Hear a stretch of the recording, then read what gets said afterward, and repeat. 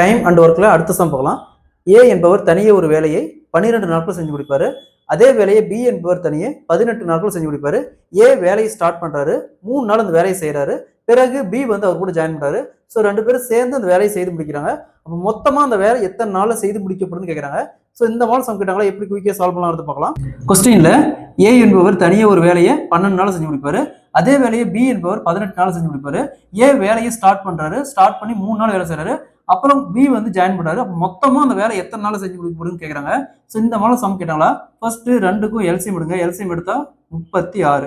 So 12 எத்தனை time இருக்குன்னா 36 வரும் 3 டைம். அதே 18 எத்தனை டைம் இருக்குன்னா 36 வரும் 2 டைம். ஸோ இந்த 3 அப்படிங்கிறது ஏ ஒரு நாளைக்கு செய்யக்கூடிய வேலை. இந்த 2 அப்படிங்கிறது பி ஒரு நாளைக்கு செய்யக்கூடிய வேலை. மொத்த வேலை 36 வேலை. ஸோ ஏ வேலையை ஸ்டார்ட் பண்றாரு.